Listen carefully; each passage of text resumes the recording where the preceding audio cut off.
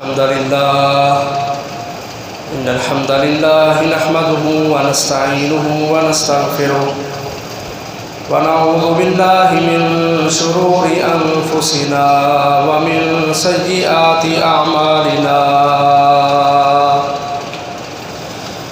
من يهده الله فلا مضل له ومن يضلل فلا هادي له وأشهد أن لا إله إلا الله وحده لا شريك له وأشهد أن محمدًا عبده ورسوله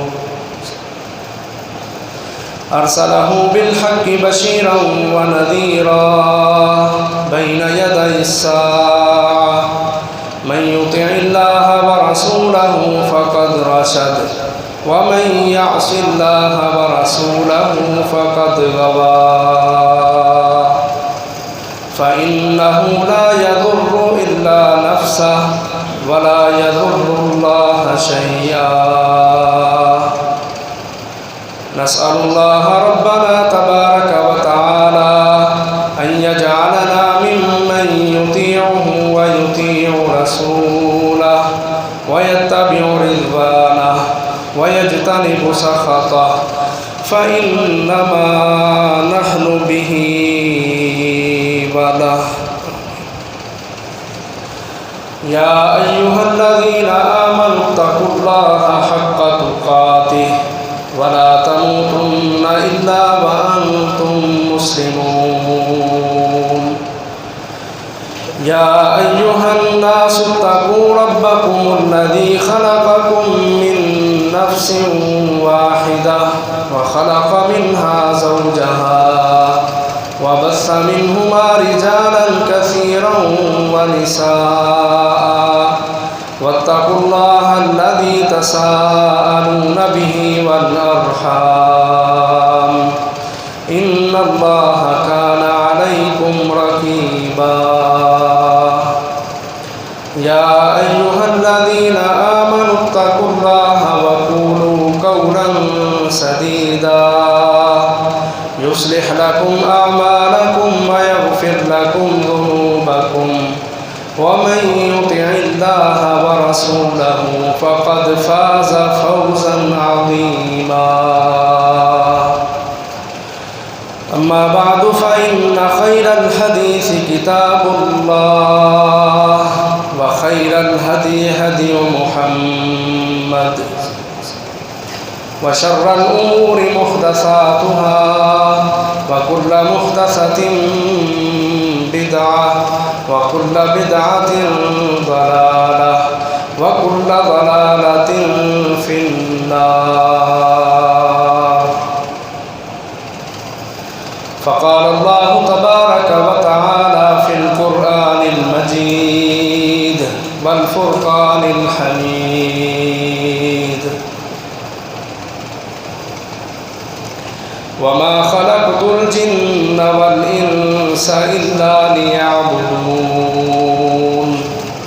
ما أريد منهم من رزق وما أريد أن يطعمون إن الله هو الرزاق ذو القوة المتين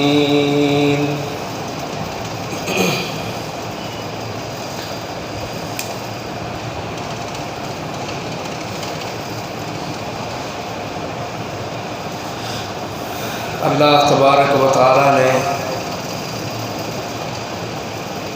جنوں اور انسانوں کو اپنی عبادت کے لیے پیدا کیا ہے۔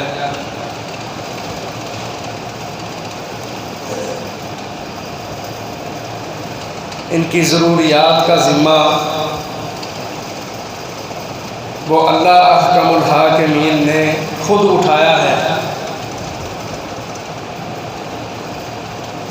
کہ لوگوں رزق تمہیں میں دوں گا، ہر قسم کی نعمت سے میں رب رحمان تمہیں نواز دوں گا، تمہارے اوپر یہ لازم اور ضروری ہے کہ تم خالص میری عبادت کرو۔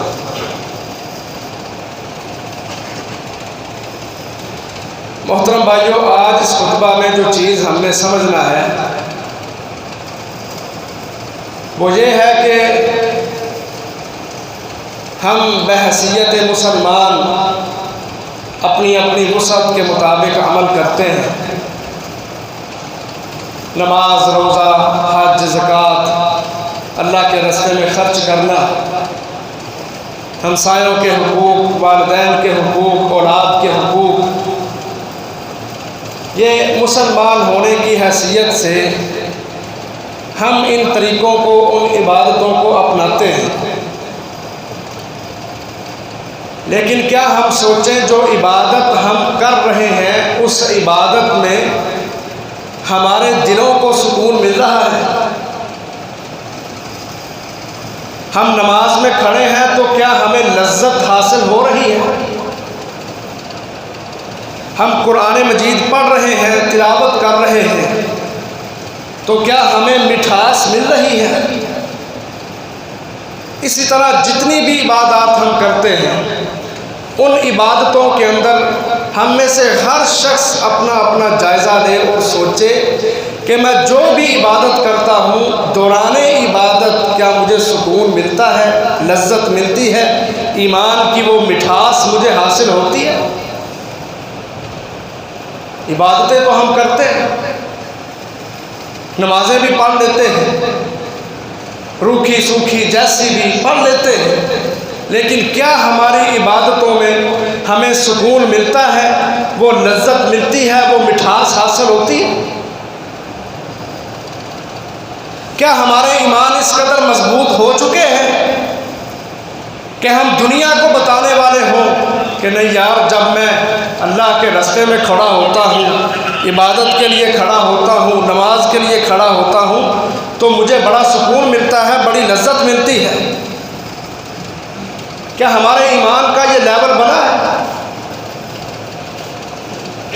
اس چیز کو ہم نے آج سمجھنا ہے کہ ہمیں دوران عبادت مٹھاس کیسے حاصل ہوگی، لذت کیسے ملے گی، اور وجہ کیا ہے کہ جس وجہ سے ہمیں دوران عبادت لذت مٹھاس حاصل نہیں ہوتی؟ محمد الرسول اللہ صلی اللہ علیہ وسلم نے فرمایا، حضرت عباس رضی اللہ عنہ حدیث کے راوی ہیں، صحیح مسلم کی حدیث ہے، فرمایا ذاق طعم الایمان من رضی باللہ ربا وبالاسلام دینا وبمحمد النبی صلی اللہ علیہ وسلم. فرمایا اس بندے نے ایمان کی مٹھاس کو حاصل کر لیا. مومن تو وہ ہے، کلمہ اس نے پڑھا ہے، لیکن اس کلمے کی لذت، ایمان کی مٹھاس، عبادت کا لطف، اللہ کی اطاعت کرنے کے اندر جو دلوں کا سکون ہے، فرمایا یہ اس بندے کو حاصل ہوتا ہے من رضی باللہ ربا، جو اللہ احکم الحاکمین کو اپنا رب مان کر راضی ہے، خوش ہے. اللہ تعالیٰ کو رب ماننا اس کا کیا مطلب ہے کہ وہ شرک نہیں کرتا، نہ وہ بڑے درجے کا شرک کرتا ہے، نہ وہ چھوٹے درجے کا شرک کرتا ہے. بڑے درجے کا شرک یہ ہے کہ اللہ کی عبادت چھوڑ کر کسی اور کی عبادت کرنا، اللہ تعالیٰ سے امید رکھنے کی بجائے غیر اللہ سے امید رکھنا. اللہ تبارک و تعالیٰ کی صفات جو صرف اللہ کی ذات کے لیے خاص ہیں، ان صفات کو غیر اللہ کے اندر ماننا، یہ ہے بڑے درجے کا شرک. اور دوسرا چھوٹے درجے کا شرک کہ جو بھی شخص عمل کرتا ہے وہ خالص اللہ کی رضا کے لیے نہیں کرتا بلکہ لوگوں کو دکھانے کے لیے کرتا ہے. یہ ہے شرک اصغر، چھوٹے درجے کا شرک. اللہ کو رب ماننا اور اس پر خوشی کا اظہار کرنا، اس کا مطلب یہ ہے کہ انسان جو بھی عمل کرتا ہے وہ خالص اللہ کی رضا کے لیے ہو، اللہ کی خوشنودی حاصل کرنے کے لیے ہو، شرک نہ ہو اس کے عمل میں. اور دوسری چیز وَبِالْإِسْلَامِ دِينًا، اسلام کو اپنا دین مان کر خوش ہو، راضی ہو اسلام پر۔ دنیا میں بڑے طور طریقے ہیں، یہودیوں کے اپنے نظام ہیں، عیسائیوں صلیبیوں کے اپنے نظام ہیں، ہندوؤں پرندوں کے اپنے نظام ہیں، سیکولر لوگ، لبرل قسم کے لوگ وہ اپنا معنی اور مفہوم رکھتے ہیں، بڑے طریقے ہیں، بڑے نظام ہے دنیا میں۔ لیکن سارے نظاموں کو رونتے ہوئے اسلام پر خوشی کا اظہار کرنا کہ میرے لیے یہودیوں کے طریقے میں کوئی عزت نہیں، عیسائیوں صلیبیوں ہندوؤں کے طریقے میں میرے لیے کوئی عزت نہیں ہے، سیکولر اور لبرل قسم کے لوگوں کے اندر ان کے پیچھے چلنے میں میری کوئی عزت نہیں ہے۔ میری عزت اگر ہوگی تو وہ اسلام کے طور طریقوں پہ چل کر ہو۔ یہ ہے اسلام پر خوشی۔ وَبِمُحَمَّدٍ نَبِيًّا صلی اللہ علیہ وسلم، تیسری چیز کہ محمد رسول اللہ صلی اللہ علیہ وسلم کو نبی مان کر خوش ہونا، فخر کرنا۔ دنیا میں بڑے لیڈر آئے دنیا میں آئے بھی اور لوگوں نے خود بھی بنائے۔ کسی کو کوئی شخص پسند ہے، کسی کو کوئی ہیرو پسند ہے، کسی کو اداکار پسند ہے، کسی کو قوالیاں گانے والے پسند ہیں۔ ہر شخص اپنی طبیعت رکھتا ہے، اپنی سوچ رکھتا ہے، لیکن سب لیڈروں کو پیچھے کر کے، سب اماموں ولیوں کو پیچھے کر کے محمد الرسول اللہ صلی اللہ علیہ وسلم کو اپنا نبی ماننا، اپنا رہبر، رہنما، لیڈر ماننا اور اس پر خوشی کا اظہار کرنا۔ نبی کائنات صلی اللہ علیہ وسلم نے فرمایا، جو شخص اللہ کو رب مان کے خوش ہے، اسلام پر عمل کر کے خوش ہے اور نبی صلی اللہ علیہ وسلم کی اطاعت اور فرما برداری کر کے خوش ہے، فرمایا یہ وہ شخص ہے ذاق طعم الایمان، جس نے ایمان کی مٹھاس کو، لذت کو حاصل کیا ہے۔ محترم بھائیوں، بدقسمتی سے آج ہم ان تینوں چیزوں کے حوالے سے دنیا کے اندر بہت پیچھے ہیں، اور اس چیز کی پھر نحوست ہے ہماری عملی زندگی میں کہ ہمیں نمازوں میں لطف نہیں ملتا، ہمیں عبادتیں کر کے سکون مہیا نہیں ہوتا، ہمیں جمعے پڑھ کے، روزے رکھ کے، حج کر کے، صدقہ خیرات کر کے، اس کے باوجود بڑے بڑے عمل کر کے ہماری زندگیوں کے اندر ہمیں سکون نہیں ملتا۔ اس کی وجہ یہ ہے کہ ہم اللہ پر خوش نہیں ہیں، ہم اللہ پہ خوش نہیں ہیں، اس لیے تو ہمارے عمل میں شرک ہے۔ ہم عبادتیں کر کے یہ ظرف اور یہ اپنی سوچ نہیں رکھتے کہ میرا اللہ دیکھے، میرا رب مجھے عبادت کی حالت میں دیکھے۔ ہم یہ سوچتے ہیں لوگ دیکھیں، لوگ کہیں بڑا حاجی ہے، بڑا نمازی ہے۔ میں صف اول میں کھڑا ہوتا ہوں تو اس لیے کھڑا ہوتا ہوں کہ مسجد کا امام کہے، دوران خطبہ میری تعریف کر دے کہ فلاں بندہ جی بڑا نمازی ہے، سب سے پہلے پہنچتا مسجد میں۔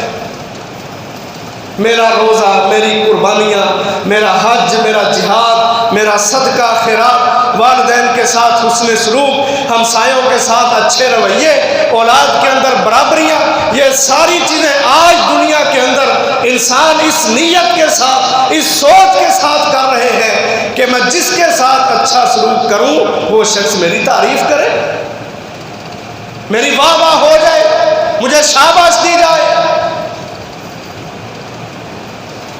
یہ ہے دلوں کی حالتیں۔ ہر انسان اپنے دل کو خوب جانتا ہے کہ میں جو عمل کرتا ہوں وہ کس لیے کر رہا ہوں۔ اور نبی اکرم صلی اللہ علیہ وسلم نے فرمایا تھا، انما الاعمال بالنیات، جتنے بھی اعمال ہیں دین اسلام میں ان سب کا دار و مدار نیت کے ساتھ ہے۔ اگر تمہاری نیت خالص ہے، رضا الہی کے لیے ہے، اللہ کے دین کے لیے ہے، تو پھر تمہارا عمل اللہ کی بارگاہ میں قابل قبول ہے۔ اگر تمہاری محنتیں، مشقتیں، عبادتیں اللہ کی رضا کے لیے نہیں، لوگوں کو راضی تو محترم بھائیوں پھر ہم صرف نامی گرامی مسلمان ہیں. ہم عبادت تو کرتے ہیں لیکن ہمیں لذت نہیں ملتی، سکون نہیں ملتا.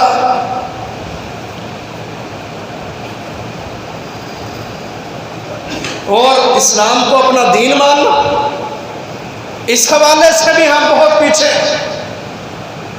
ہندوؤں کی رسمیں، غیر اللہ کے نظام، کافروں کو اپنا آئیڈیل سمجھنا، ان کے طور طریقوں کو اپنانا، آج کا ہر مسلمان سمجھتا ہے اس میں میری عزت ہے. اسلام پر عمل کرنے میں کوئی عزت نہیں ہے. یہ لوگوں کے ذہن ہے، اور بدقسمتی سے ہمیں یہ سبق پڑھائے جاتے ہیں، ہمیں یہ سکھایا جاتا ہے کہ اسلام میں کوئی عزت نہیں. ہم فخر کرتے ہیں نا، ہم لوگوں کو بتاتے ہیں جی ہم مسلمان ہیں، ہمیں اسلام پہ بڑا فخر ہے، ہم مسلمان ہیں، اور مسلمان ہونے کے ناطے ہم سب سے افضل ہیں، سب سے اعلیٰ ہیں. یہ بڑی فکر ہوتی ہے. اور محترم بھائیوں، دکھ کی بات ہے کہ صرف یہی نعرہ اور یہی سلوگن ہم دلوں میں بٹھا کے بیٹھے ہیں جی میں مسلمان ہوں، اسلام پہ فخر کر رہے ہیں. اور کبھی ایسا بھی اپنے آپ کو بناؤ کہ اسلام کو بھی تم پر فخر ہو. صرف یہی نہیں کہ میں مسلمان ہوں، کلمہ محمد الرسول اللہ صلی اللہ علیہ وسلم کا پڑھا ہے، صحابہ کے حوالے سے اپنی جانوں کو مارنے کی سوچ رکھتے ہیں، اسلام کی سربلندی کے لیے بڑے بڑے نعرے رکھتے ہیں، لیکن دین اسلام کا اپنے آپ کو پابند بنانا، اس شریعت کے تابع ہو کے زندگی گزارنا، اس حوالے سے ہم بہت پیچھے ہیں. مانتے ہیں ہمارا دین اسلام ہے، لیکن اسلام کے مطابق عمل اس میں بہت پیچھے ہے.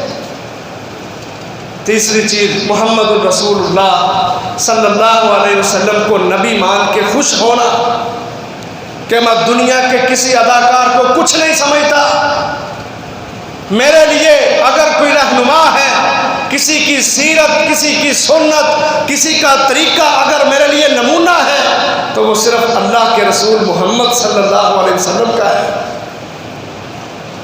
اپنے معاشروں میں نظر دوڑائیں، پیچھے ہیں ہم اس حوالے سے. مسلمان کو آج تک اپنے سٹیٹس کا ہی نہیں پتہ چلا، اس کو پتہ ہی نہیں میں کیا ہوں. اللہ کا منحاکمین نے سب سے بہترین دین اس امت محمد صلی اللہ علیہ وسلم کو عطا کیا، اسلام، اور کہا اس اسلام کی بنیاد پر ہی کل قیامت کے دن فیصلے ہوں گے، وگرنہ سیدھا سیدھا جہنم ہے. فرمایا وَمَنْ يَبْتَغِ غَيْرَ الْإِسْلَامِ دِينًا فَلَنْ يُقْبَلَ مِنْهُ وَهُوَ فِي الْآخِرَةِ مِنَ الْخَاسِرِينَ. جو غیر اسلام کو لے کے آئے گا، اسلام اس کا دین نہیں، غیر اسلام کو لے کے آئے گا، ہرگز اس سے قبول نہیں کیا جائے گا، اور وہ آخرت میں خسارہ پانے والے، نقصان اٹھانے والے لوگوں کے اندر شامل ہوگا کہ اللہ نے اس کو بہترین دین دیا. اور جہاں تک نبی کی بات ہے، دنیا کے اندر ساری کی ساری کائنات میں سب سے اعلیٰ اور بلند اور اچھے اخلاق والا نبی محمد صلی اللہ علیہ وسلم چن کے اللہ کا الحاکمین نے ہم کو دیا، لیکن ہمیں اپنے نصیب پر خوشی نہیں کہ اللہ نے ہمیں محمد صلی اللہ علیہ وسلم جیسا نبی دیا ہے، اسلام جیسا بہترین دین ہمیں عطا کیا ہے. خوشی نہیں اس بات پر جس کی بنیاد پہ ہم عبادتوں میں تو کھڑے ہوتے ہیں، لیکن ہمیں ایمان کا وہ ذائقہ، ایمان کی وہ لذت، مٹھاس ہمیں حاصل نہیں ہوتی. صحابہ اکرام رضوان اللہ علیہم اجمعین کو دیکھو، اور خود محمد صلی اللہ علیہ وسلم کی سیرت پڑھ کے دیکھو، آپ کی عبادتوں کی حالت کیا تھی. کیوں آپ کا جی چاہتا تھا عبادت میں کھڑے ہونے کو؟ کیوں نبی صلی اللہ علیہ وسلم کے جانثاروں کا، وفاداروں کا، صحابہ کرام کا جی چاہتا تھا کہ نیکی کے کاموں میں آگے آگے بڑھتے تھے؟ صرف لوگوں کو دکھانے کے لیے نہیں، ان کے ایمان اس قدر مضبوط تھے کہ وہ عبادتوں میں کھڑے ہوتے تھے تو ان کو لذت ملا کرتی تھی۔ کیا فرمایا محمد الرسول اللہ صلی اللہ علیہ وسلم نے؟ کہا میری آنکھوں کی ٹھنڈک نماز ہے، وَقُرَّةُ عَيْنِي فِي الصَّلَاةِ، نماز میری آنکھوں کی ٹھنڈک ہے، میرے دل کا سکون ہے۔ لذت لینے کے لیے انبیاء کرام عبادتیں کرتے تھے، اور نبی صلی اللہ علیہ وسلم کے بارے میں آتا ہے راتوں کی نماز، تہجد، نوافل، آپ صلی اللہ علیہ وسلم صحیح بخاری میں ہے، آپ کی نماز کا، رات کی نماز کا سجدہ اتنا لمبا ہوتا تھا جتنا تم میں سے کوئی آدمی قرآن مجید کی 50 آیتوں کی تلاوت کرتا ہے۔ اتنے لمبے سجدے، جتنا تم میں سے کوئی انسان 50 آیتوں کی تلاوت کرے، میرے نبی محمد صلی اللہ علیہ وسلم کا سجدہ اتنا لمبا ہوتا تھا، صرف سجدہ۔ کیوں لمبے ہوتے تھے؟ ان کو نمازوں میں لذت ملا کرتی تھی، ان کو عبادتوں میں سکون ملتا تھا، ان کی آنکھوں کی ٹھنڈک نماز تھی۔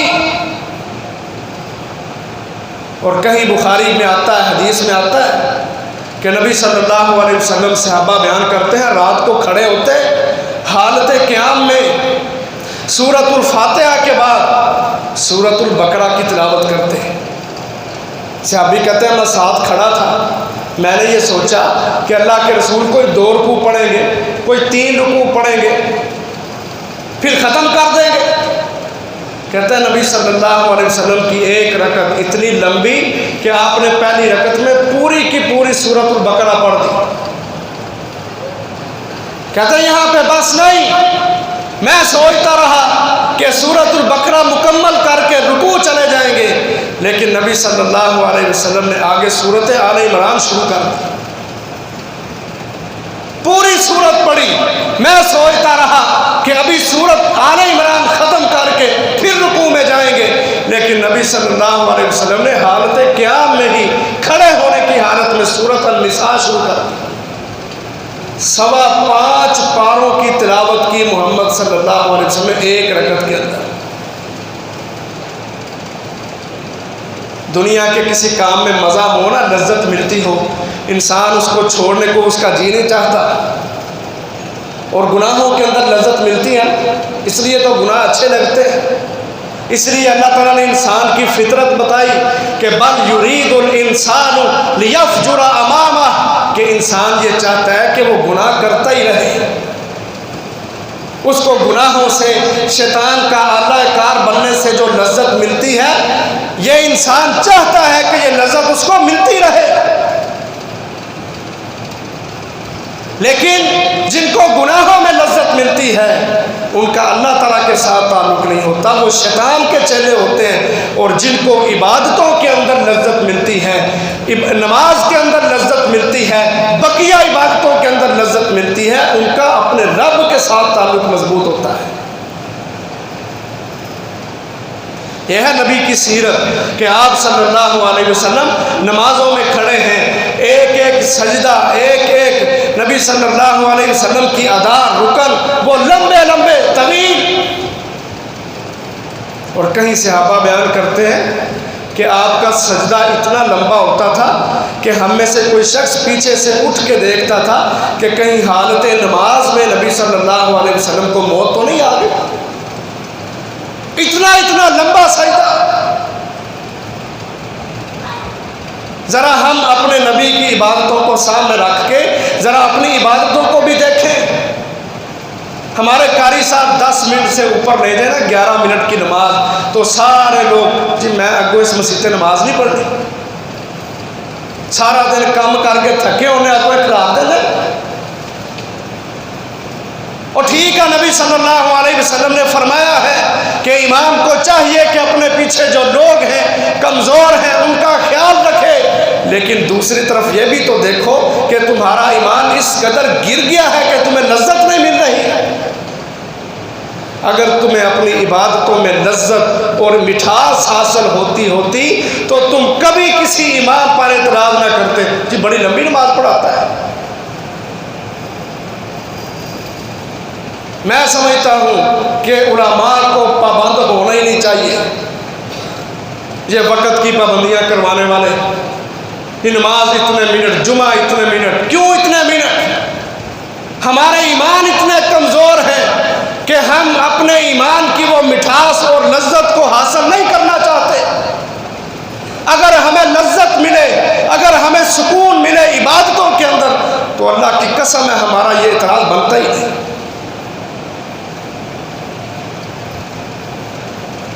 صحابہ اکرام کو دیکھو، نبی صلی اللہ علیہ وسلم کے صحابہ عبادتوں میں لذت ان کو ملتی تھی. کیسے وہ اللہ کے سامنے کھڑے ہوتے، کیسے وہ اپنے رب کو مناتے،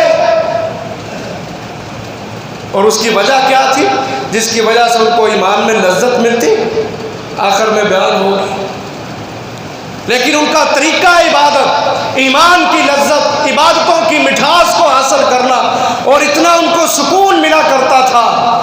نبی اکرم صلی اللہ علیہ وسلم کے صحابی حضرت زبیر رضی اللہ عنہ، عبداللہ بن زبیر رضی اللہ عنہ، ان کے حوالے سے ایک تابعی جن کا نام محمد بن منقدر ہے بیان کرتے ہیں کہ عبداللہ بن زبیر رضی اللہ عنہ جب نماز کے لیے کھڑے ہوتے تو اللہ کے ساتھ سرگوشیاں کرنے میں اس قدر مگن ہوتے تھے کہ ان کے جسم میں حرکت ہی نہ ہوتی تھی.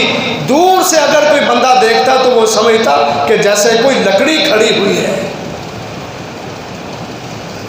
جس طرح کسی لکڑی کو ٹھونس دیا جائے، وہ حرکت نہیں کرتی.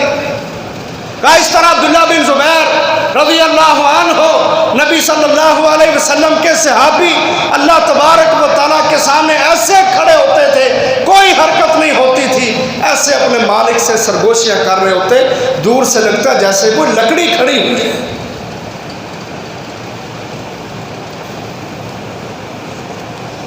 اور کہیں نبی صلی اللہ علیہ وسلم کے صحابی، سنن ابو داؤد کی اور مسند احمد کی روایت ہے، دیکھو صحابہ کی عبادتیں اور عبادت میں ان کو جو لذت اور مٹھاس حاصل ہوتی تھی. ایک جنگ سے واپس آ رہے، غزوہ ذات الرقاع جنگ کا نام ہے، اس سے واپس آ رہے ہیں. ایک جگہ پہ نبی صلی اللہ علیہ وسلم نے پڑاؤ ڈالا، صحابہ سے پوچھا من یکلاؤنا، کون ہے جو ہمارا پہرا دے گا راہ جہاد میں، کون ہے جو ہمارا پہرا دے گا؟ دو صحابی کھڑے ہوئے، حضرت عمار بن یاسر رضی اللہ عنہ اور حضرت عباد بن بشر رضی اللہ عنہ. جی ہم پہرا دیں گے. نبی صلی اللہ علیہ وسلم نے پہرے کی جگہ کی نشاندہی کر دی کہ وہاں جا کے کھڑے ہو جاؤ اور پہرا دو، رات کا وقت ہے. دونوں صحابی چلے جاتے ہیں. اب ایک کہتا ہے کہ چل تو ذرا سو لے اور میں نفل پڑھ لیتا، اور جب آدھی رات گزر جائے گی پھر میں سو جاؤں گا یا پہرا دوں گا، تو تم جو تم نے کرنا ہے وہ کر لینا، نماز پڑھ لینا یا پہرا دے لینا. کہا ٹھیک ہے جی. حضرت عباد بن بشر انصاری صحابی ہیں، کھڑے ہو گئے. حضرت عمار رضی اللہ عنہ ایک سائڈ پہ سو گئے. اب کافروں کا ایک جاسوس پہرا دے رہے ہیں حضرت عباد رضی اللہ عنہ. کافروں کا ایک جاسوس جو قافلے کا پیچھا کر رہا تھا، دیکھ رہا تھا کہ یہ کہاں رکتے ہیں، ان کی کب کوئی کمزوری مجھے ملے اور میں ان کے اوپر حملہ کروں، ہمیں شکست دے کے آئے. اب اس نے دیکھا کہ یہ پہرا دے رہا ہے اور حالت تعبد میں نماز پڑھ رہا ہے. اب اس ظالم نے کیا کیا، 3 تیر مارے اس نے حضرت عباد رضی اللہ عنہ، وقفے سے. پہلا تیر مارا ان کے جسم پہ لگا، نماز نہیں چھوڑی، نماز میں کھڑے ہیں. دوسرا تیر مارا، پھر نماز نہیں چھوڑی. تیسرا تیر مارا، پھر نماز نہیں چھوڑی، نماز ہی پڑھتے جا رہے. جسم سے خون نکل رہا ہے، جسم سے خون نکل رہا ہے، لیکن نماز نہیں چھوڑی. ہمیں تو تھوڑی سی سر درد ہو نا تو ہم کہتے ہیں 2 کٹھیاں کر لیں گے. اور ہم جان چھڑوانے کے لیے بارش میں بھی نمازیں جمع کرنے کی سوچتے ہیں. نماز نہیں چھوڑی، 3 تیر لگے انصاری صحابی کو، نماز پڑھ رہے ہیں. حضرت عمار رضی اللہ عنہ کی آنکھ کھل گئی، اٹھ کے دیکھا، پریشان ہو کہ خون بہ رہا ہے اور یہ ابھی نماز پڑھ رہا ہے، تیر لگے ہوئے ہیں، نماز نہیں چھوڑی.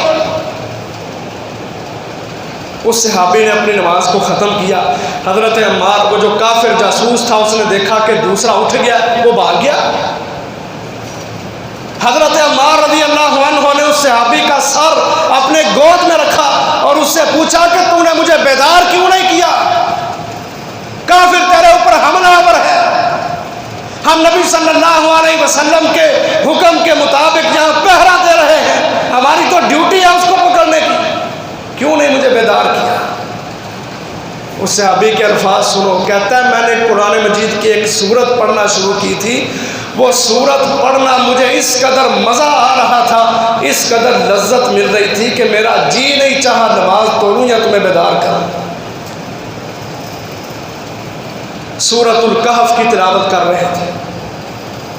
آج جمعہ ہے نا، جمعہ کے دن سورۃ الکہف پڑھی جاتی ہے. نبی صلی اللہ علیہ وسلم نے فرمایا جو پڑھے گا دجال کے فتنے سے محفوظ رہے گا. ایک حدیث میں اس جمعہ سے لے کے اگلے جمعہ تک اس کے لیے اللہ تعالیٰ نور پیدا کر دیتے ہیں، وہ گمراہ نہیں ہو سکتا. کتنوں نے پڑھی ہے سورۃ الکہف؟ دکانیں تو ہم نے کھولی تھی، کاروبار ہمارے اسی طرح چل رہے تھے، دعوے ہم مسلمانی کے کرتے، نبی کے حکم پر، ایک حکم پر ہفتے بعد سورۃ الکہف پڑھنا ہوتی ہے، نہیں پڑھتے ہم. لیکن وہ صحابی، اس کا ایمان اور پھر عبادتوں کے اندر اس کو لذت کا ملنا، یہ کیوں تھا؟ رضی باللہ ربا، وہ اللہ کو رب مان کے خوش تھے. وبالاسلام دینا، اسلام کو دین مان کر خوش تھے. وبمحمد النبی، محمد صلی اللہ علیہ وسلم کو نبی مان کر ان کی اطاعت میں خوش تھے. اس لیے کہا میں نے ایسی صورت شروع کر لی کہ اس صورت کو پڑھنے میں مجھے اتنا مزہ آیا کہ میرا جی نہیں چاہا کہ میں نماز چھوڑوں. یہ ہے عبادتوں میں لذت، ایمان کی مٹھاس اس وقت انسان کو حاصل ہوتی ہے. نبی اکرم صلی اللہ علیہ وسلم کی بیوی ام المومنین زینب، ایک دن اللہ کے رسول گھر آئے، دیکھا 2 ستون ہیں، ستونوں کے درمیان رسی بندھی ہوئی ہے. رسی، پوچھا یہ رسی کس نے باندھی ہے؟ کہا ام المومنین جب عبادت کرتی ہیں نا تو وہ اتنی لمبی عبادت کرتی ہیں، جب وہ تھک جاتی ہیں نا تو نماز نہیں چھوڑتی، اس رسی کو پکڑ کے سہارا لے لیتی ہیں، سہارا لے لیتی ہیں. نبی اکرم صلی اللہ علیہ وسلم نے فرمایا کہ عبادت اس وقت تک کرو جب تک تمہارے جسموں میں جان ہو، تم حشاش بشاش ہو، سستی نہ ہو. جب سستی آ جائے پھر عبادت نہ کرو، پہلے اپنے جسم کے حق کو پورا کرو، آرام کیا کرو. اس حدیث سے ہمیں کیا سبق ملتا ہے؟ کہ عورت ہو کے گھر کے کام کاج بھی کرتی ہیں، سارے کے سارے گھر کے نظام کو بھی سنبھالا ہے، لیکن اس کے باوجود ان کو عبادتوں میں، نمازوں میں اس قدر راحت اور سکون ملا کرتا تھا کہ جب وہ تھک جاتے تھے پھر بھی نمازیں نہیں چھوڑا کرتی تھی، بلکہ رسی باندھی ہوئی تھی، رسی کا سہارا لے لیا کرتی تھی. ہماری جو عورتیں ہیں نا، وہ کہتی ہیں جی بس ظہر کا جب ٹائم ہوا میں ہنڈیا پکا رہی تھی، عصر کے وقت پھر وہ ہنڈیا پک گئی تو وہ بچوں کو کھلانے لگ گئی، اسی طرح میرا دن گزر جاتا ہے. گھر کے کام کاج کے اندر مصروفیت سمجھ کے وہ نمازیں ہی نہیں پڑھتی یا نمازوں کو لیٹ کر کے پڑھتی. ان عورتوں کے لیے ام المومنین حضرت زینب رضی اللہ عنہا کی زندگی یہ روشن باب ہے ان کے لیے کہ گھر کے کام بھی کرتی تھی، تھک جاتی تھی، لیکن پھر ان کی عبادتیں دیکھو کس قدر اعلیٰ ہوتی تھی.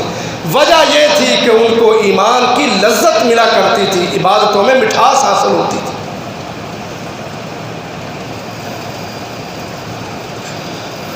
حضرت عمر رضی اللہ عنہ، خنجر لگا نا پیٹ پہ، اس یہودی نے خنجر مارا جس خنجر کی وجہ سے موت ہوئی. کتابوں میں لکھا ہے اگلے دن فجر کی نماز پھر پڑھنے آ گئے. حالت اتنی کمزور ہے، زخم ہوا ہے زخم، لیکن زخم کی حالت ہے، جس پیٹ پھٹا ہوا ہے دودھ پیتے ہیں منہ سے اندر جاتا ہے، وہ اس سوراخ کے راستے سے باہر نکل جاتا ہے. پانی پیتے ہیں وہ بھی باہر نکل جاتا ہے. لیکن ایمان کی جو لذت صحابہ کرام کو ملی تھی کہ خنجر لگا ہوا ہے، صحابہ بیان کرتا ہے اگلے دن فجر کی نماز پڑھ رہے ہیں، زخم سے خون بہہ رہا ہے، زخموں کی پرواہ نہیں، درد کی پرواہ نہیں. کہتے تھے یہ دردیں ختم ہوں گی جب ہم اللہ کے سامنے آئیں گے. یہ صحابہ اکرام کے ایمان افروز ان کی باتیں کہ ان کو نہ دنیا کے درد کی پرواہ، نہ اپنے کسی کاروبار میلے ٹھیلے کی پرواہ، کوئی پرواہ نہیں. ہمیں دلوں کا سکون چاہیے، عبادتوں سے ہمیں سکون ملتا ہے. ہم اپنے ایمان کی مٹھاس کو حاصل کرنا چاہتے ہیں، اور اس کے لیے صحابہ کرام کسی چیز کو نہیں دیکھتے تھے، نماز میں کھڑے ہوتے تھے اللہ کے ساتھ. ہمارے گھر مہمان آ جائے نا ہمیں بڑی خوشی ہوتی ہے، پرونے آئے ہیں، کھانا اچھا پکاؤ، بات چیت کرو ان کے ساتھ، جگتے لگاؤ، فضول کام کرو، وقت گزرے گا. چھوٹے چھوٹے بچے ان کی زبانوں پہ نہ رہے، اسی اپنے نان کے جانے بڑا سوال ہوتا ہے، یہ ساری باتیں. لیکن نبی صلی اللہ علیہ وسلم کتابوں میں لکھا، آپ صلی اللہ علیہ وسلم لوگوں میں رشتہ داروں میں بیٹھے ہوتے نا، مؤذن کی اذان سنتے نا، مسجد سے آواز آتی، سب کو چھوڑ کے اسی طرح اٹھ کے چلے جاتے تھے. حضرت عائشہ بیان کرتی ہیں آپ ایسے اٹھتے تھے جیسے کسی کو جانتے ہی تھے، ایسے اٹھ جایا کرتے عبادت کے لیے جیسے کسی کو جانتے ہی نہیں. یہ ہے زندگی نبی صلی اللہ علیہ وسلم کی. ساری ساری رات قیام میں. ایک تابعی ہیں حضرت ابو عثمان نہدی، کتاب ہے حلیۃ الاولیاء، اس میں لکھا ہوا ہے، کہتے ہیں ایک رات نا میں حضرت ابو ہریرہ رضی اللہ عنہ کے گھر چلا گیا، امام المحدثین کے گھر. کہتے ہیں میں پھر وہاں 6-7 دن ان کے گھر رہا، تو میں نے ان کا کیا معمول دیکھا. کہتے ہیں گھر کے 3 افراد تھے بس، حضرت ابو ہریرہ خود، ان کی بیوی اور ایک خادم. لیکن ایمانی بہار دیکھو ان کے گھروں میں، ایمانی بہار. کہتے ہیں اس رات کے انہوں نے 3 حصے کیے تھے، گھر کے 3 افراد ہیں، پوری رات کے 3 حصے کیے. ایک حصہ عبادت حضرت ابو ہریرہ کرتے، جب وہ سونے لگتے بیوی کو اٹھا دیتے، وہ اٹھ کے ساری رات عبادت کرتی. جب اس کا وقت ختم ہوتا وہ اٹھتی خادم کو اٹھاتی، وہ تہجد تک، فجر کی اذان تک وہ عبادت کرتا. اس طرح 6-7 دن میں نے مشاہدہ کیا کہ ابو ہریرہ رضی اللہ عنہ کے گھر کے 3 افراد ہیں، رات کو 3 حصوں میں تقسیم کیا، ساری رات ان کے گھروں سے قرآن کی آوازیں آتی. عبادتوں میں لذت ان کو ملتی تھی، مٹھاس ان کو اثر ہوتی تھی. یہ کردار ہے صحابہ کے کہ ان کو دنیا کے اندر کسی چیز میں کوئی سکون نہیں ملتا تھا. ہمارے سگریٹ پینے والے سمجھتے ہیں سگریٹ پیئیں گے دل کو سکون ملے گا، نشے کر کے. کہتے ہیں موسیقی روح کی غذا ہے، گانا سن لو مینوں بڑے روگ لگے نے، اور فلانا گانا میں سن لینا میرے دل میں بڑا سکون ملتا ہے.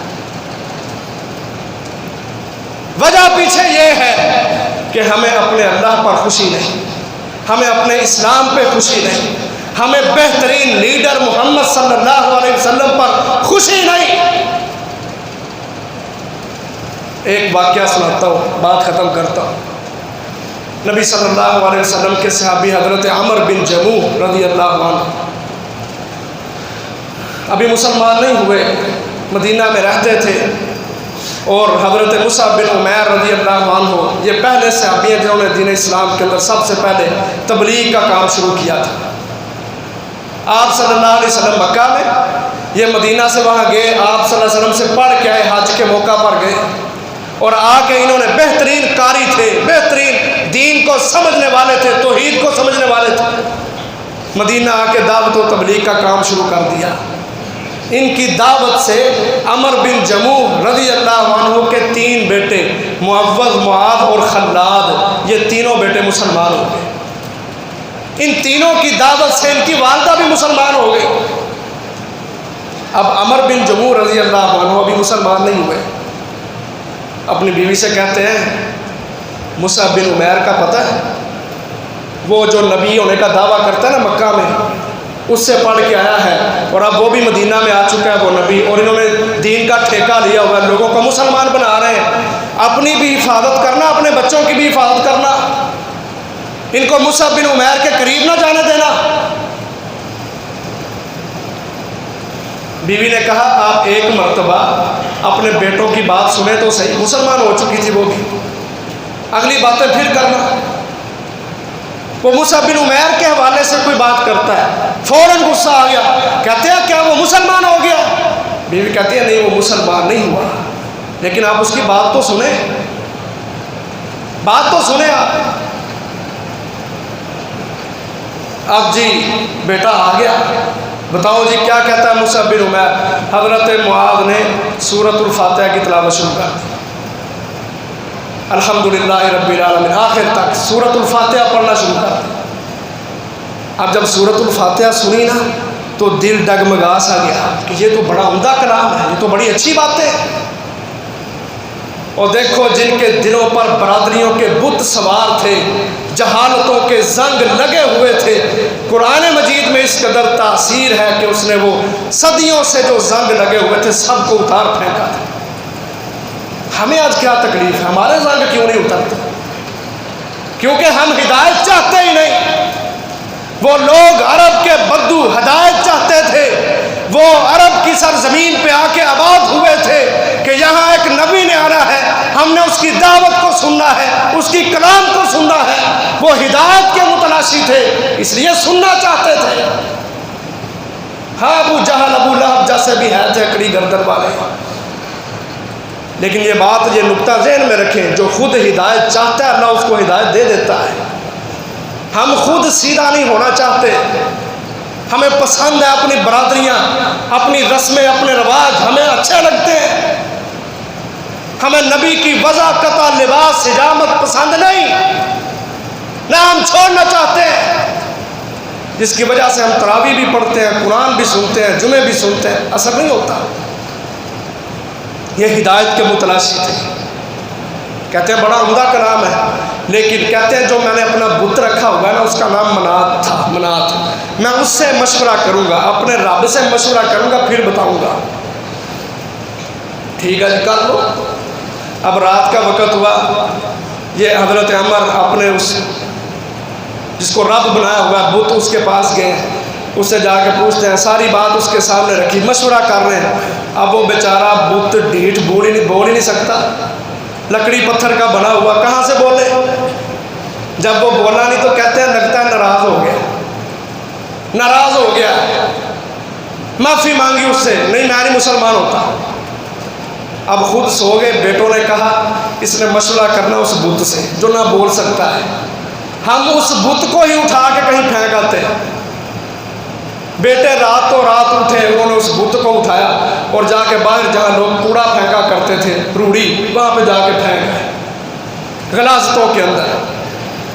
رات کو آگے سو گئے، صبح کے وقت ابا جان اٹھے، حضرت عمر آ کے دیکھا سب سے پہلے زیارت کروں اپنے رب کی، دیکھا رب وہاں ہے ہی نہیں، وہ کہاں چلا گیا؟ بہت غصہ آیا، اور نا ایک ٹانگ سے معذور تھے، لنگڑے تھے، معذور تھے ایک ٹانگ سے، لنگڑاتے لنگڑاتے پہنچے، پورے گاؤں کا جائزہ لیا، وہ باہر جہاں لوگ کوڑا پھینکتے ہیں وہاں پہ ملا خدا بت رب وہاں پڑا ہوا ہے، لیکن ابھی سمجھ نہیں آئی، اس کو اٹھا کے لے آئے، اس کو غسل دیا، اس کو نہلایا، اس کو خوشبو لگائی، اس کو بہترین لباس زیب تن کیا، اس کو پھر اس کی جگہ پہ رکھا، کہا میں معافی مانگتا ہوں تم سے، اب میں تیری حفاظت کروں گا۔ اب رات ہوئی، اگلے دن پھر بچوں نے اس بت کو اٹھایا، باہر جا کے پھینک، 2 دن اسی طرح، 3 دن گزر گئے۔ جب چوتھا دن ہوا نا، بیٹوں نے کہا آج بھی بڑا ہی کام کرنا پڑا ہے، انہوں نے اس بت کو اٹھایا، باہر جب گئے نا تو وہاں کوڑے والی جگہ پہ کوئی کتا مرا ہوا تھا، اس مرے کتے کو اس بت کے ساتھ باندھ کے کنویں کے اندر پھینک دیا، کتا مرا ہوا اس کو ساتھ باندھا کنویں میں پھینک دیا۔ اب حضرت عمر اٹھے، پھر چوتھے دن اس کو تلاش کرتے کرتے، اب وہاں جا کے جب دیکھا نا کہ اب تو اس کے ساتھ کتا بھی بندھا ہوا ہے، اور میں نے تو گزشتہ رات منات کو تلوار بھی دی تھی کہ میں تیری حفاظت نہیں کر سکتا، میں معذور ہوں، یہ تلوار پڑی ہے، خود ہی اپنی حفاظت کرنا۔ لیکن جب دیکھا کہ بت وہ اسی طرح گند میں لتھڑا ہوا، اس کے ساتھ تلوار بھی ہے اور ساتھ مرا ہوا کتا بھی بندھا ہوا ہے، اللہ نے ہدایت کا دروازہ کھولا، فوراً سمجھ آئی، کہتے ہیں میں نے تجھے تلوار بھی دی ہے، 4 دن ہو گئے ہیں، ایسا تو بدبخت ہے کہ اپنی بھی حفاظت نہیں کر سکتا۔ فوراً میں ایمان لے آیا، کلمہ پڑا، مسلمان ہو گئے۔ اب اگلی بات ذرا سننا، جنگ بدر کا موقع آیا، آگے کہتے ہیں اللہ کے رسول میں بھی جہاد پہ جانا چاہتا ہوں۔ یہ نیکیوں کے جذبے، ہم کہتے ہیں جہاد موت ہے، وہ صحابی اس کو جہاد میں مزہ آتا ہے، لذت ملتی ہے، لنگڑے ہیں، معذور ہیں، شرعی عذر پاس ہے، اللہ نے عذر قبول کیا ہے، لیکن اس کے باوجود کہتے ہیں میں جہاد میں جانا چاہتا ہوں۔ مزہ تو شہادتوں میں، یہ وہ رستہ ہے جس کی خواہش وہ موت ہے شہادت کی۔ خود محمد صلی اللہ علیہ وسلم نمازوں میں اپنے رب سے شہادت مانگتے تھے، 3 مرتبہ شہادتیں مانگی، اللہ میں چاہتا ہوں محمد صلی اللہ علیہ وسلم کہ تیرے رستے میں مجھے قتل کیا جائے، ثم احیا ثم اقتل ثم احیا ثم اقتل ثم احیا ثم اقتل، پھر مجھے زندہ کیا جائے، پھر شہید کیا جاؤں، پھر زندہ کیا جائے، پھر شہید کیا جاؤں، پھر زندہ کیا جائے، پھر شہید کیا جاؤں۔ ایسی موت ہے کہ محمد صلی اللہ علیہ وسلم تمنا کر رہے ہیں۔ بیٹوں نے کہا آپ نہیں جا سکتے، آپ معذور ہیں، اور جو عذر رکھنے والے ہیں ان کو اللہ نے مستثنا کیا ہے، آپ نہیں جا سکتے۔ ٹھیک ہے جی، پیچھے رہ گئے۔ جنگ احد کا موقع آیا، پھر میدان میں آ گیا، کہتے ہیں اللہ کے رسول اس بار میں ضرور جہاد میں جاؤں گا، مجھے اجازت چاہیے، میں جانا چاہتا ہوں۔ بڑا اصرار کیا بیٹوں نے، نبی صلی اللہ علیہ وسلم نے بھی کہ آپ معذور ہیں، آپ کے خلاف کوئی حکم نہیں ہے، آپ گھر میں بیٹھے۔ کہا نہیں میں جانا چاہتا ہوں، بہرحال اجازت دے دی۔ اب اجازت دی تو نبی صلی اللہ علیہ وسلم، واقعات میں حدیث میں موجود ہے، سیرت کی کتابوں میں، صحابہ کرام کے واقعات والی کتابوں میں موجود ہے، وہ دستے جو لشکر کے آگے تھے، جس کو مقدمۃ الجیش کہا جاتا ہے، مقدمہ کے اندر سب سے آگے، لنگڑے ہیں، چلا نہیں جاتا، معذور ہیں، لیکن اپنے آپ کو گھسیٹ گھسیٹ کے جا رہے ہیں، شہادت کی تمنا لی ہے، ایمان کی مٹھاس کو حاصل کرنے کے لیے، جہاد کے اندر جو لذت ملتی ہے اس لذت کو لینے کے لیے، جو موت ملتی ہے شہادت کی جس میں مٹھاس ہے اس مٹھاس کو حاصل کرنے کے لیے، حلاوت اور شیرینی کو حاصل کرنے کے لیے آگے بڑھتے جا رہے ہیں۔ ایک کافر نے وار کیا، عمر بن جموح رضی اللہ عنہ شہید ہو گئے۔ جب شہید ہوئے نا نبی صلی اللہ علیہ وسلم، جنگ ختم ہوئی، کافر جب چلے گئے، بعد میں بات چیت کر کے جب چلے گئے تو اللہ کے رسول نے صحابہ سے کہا لاشوں کو اسی طرح پڑے رہنے دینا، ان کے زخموں کے ساتھ ہی، کوئی کسی میت کو، کسی لاش کو نہیں چھیڑے گا۔ خود نبی صلی اللہ علیہ وسلم میدان میں آئے، آ کے دیکھا کہ میرے کون کون سے وفادار ساتھی شہید ہوئے۔ جب عمر بن جموح کے پاس آئے نا تو نبی صلی اللہ علیہ وسلم مسکرا بھی رہے ہیں اور رو بھی رہے ہیں، مسکرا بھی رہے ہیں اور آنسو بھی بہہ رہے ہیں۔ اور کیا بات کہی نبی صلی اللہ علیہ وسلم نے، کہتے ہیں میں دیکھ رہا ہوں کہ میرا یہ صحابی لنگڑاتے ہوئے ہی جنت کے اندر داخل ہو گیا، لنگڑاتے ہوئے ہی جنت میں چلا گیا۔ محترم بھائیوں، یہ صحابہ کے واقعات ہیں، ان سے ہمیں سبق ملتا ہے کہ وہ عبادتوں میں لذت حاصل کیا کرتے تھے، ان کے دلوں کا سکون، ان کے گھروں کا سکون، ان کے قلبی اطمینان عبادتوں کے اندر تھا، جہاد میں تھا، شہادتوں میں تھا۔ اور کیوں تھا؟ کہ وہ اللہ کو اپنا رب مان کے خوش تھے، وہ اسلام کو اپنا دین مان کے خوش تھے، وہ محمد صلی اللہ علیہ وسلم جیسا لیڈر حاصل کر کے جو اللہ نے ان کو دیا تھا ان کو اس پر فخر تھا۔ آج ہمیں عبادتوں کے اندر لذت اس وجہ سے نہیں ملتی کہ ہم اپنے نہ رب پہ خوش ہیں، نہ اسلام پہ خوش ہیں، نہ اپنے نبی پہ خوش ہیں۔ کہ صرف ہمارے زبانی دعوے ہیں جی میں مسلمان ہوں، مجھے اپنے نبی سے بڑا پیار ہے، میں انگوٹھے چوم رہا ہوں، مجھے اللہ پہ بڑی خوشی ہے، لیکن ہمارے دلوں کے اندر منافقت ہے۔ ہم اوپر سے نعرہ لگاتے ہیں لیکن دل سے نہ ہمیں اللہ کے احکامات پسند ہیں، نہ اسلام کے طور طریقے پسند ہیں، نہ محمد الرسول اللہ صلی اللہ علیہ وسلم کی اطاعت کرنا ہمیں پسند ہے، جس کی وجہ سے ہم نمازیں، روزے، حج، زکوٰۃ، جہاد آگے آگے تو ہوتے ہیں لیکن دلوں کا سکون ہمیں حاصل نہیں ہوتا۔ تو نبی صلی اللہ علیہ وسلم نے یہی فرمایا ذاک طعم الایمان، اس بندے نے ایمان کی مٹھاس کو حاصل کر لیا، من رضی باللہ ربا وبالاسلام دینا وبمحمد النبی صلی اللہ علیہ وسلم، جو اللہ کو اپنا رب مان کے راضی ہے، اسلام کو اپنا دین مان کے راضی ہے، محمد صلی اللہ علیہ وسلم کو اپنا رسول مان کے راضی ہے، یہ وہ شخص ہے جس نے ایمان کے ذائقے کو، حلاوت اور مٹھاس کو حاصل کر لیا۔ اور اگر ہم کمزور ہیں تو پھر ہم انہی کلمات کا ورد کریں۔ نبی صلی اللہ علیہ وسلم نے ہمیں نسخہ بھی بتلایا ہے، معجم الکبیر طبرانی کی روایت ہے اور الجامع الصغیر کے اندر بھی موجود ہے۔ نبی صلی اللہ علیہ وسلم نے فرمایا جو شخص صبح کے وقت بھی اور شام کے وقت بھی یہ کلمات پڑھتا ہے، رضیت باللہ ربا وبالاسلام دینا وبمحمد النبی صلی اللہ علیہ وسلم، تین مرتبہ یہ کلمات پڑھتا ہے۔ اب ان کلمات میں کیا ہے کہ اللہ میں خوش ہوں تجھے رب مان کے، میں اسلام پہ خوش ہوں، میں نبی صلی اللہ علیہ وسلم پر خوش ہوں، ان کا امتی ہونے پر میں خوشی کا اظہار کرتا ہوں۔ کہا جو صبح و شام تین مرتبہ کلمات پڑھتا ہے نا، ایک وقت آئے گا اللہ تعالیٰ اس کو یہ خوشی دے دے گا، یعنی اس کو یہ خوشی ملے گی، اس کے اندر یہ ایمانی جذبہ پیدا ہو جائے گا کہ وہ اظہار کرے گا کہ میں اللہ پر، اسلام پر، نبی صلی اللہ علیہ وسلم پر بہت خوش ہوں۔ اور فرمایا جو اس کلمات کو، ان کلمات کو اپنائے گا، صبح و شام تین مرتبہ ان کو پڑھے گا، نبی صلی اللہ علیہ وسلم نے فرمایا کل قیامت کے دن میں اس بندے کا ہاتھ پکڑ کے اس کو اپنے ساتھ جنت کے اندر لے کے جاؤں۔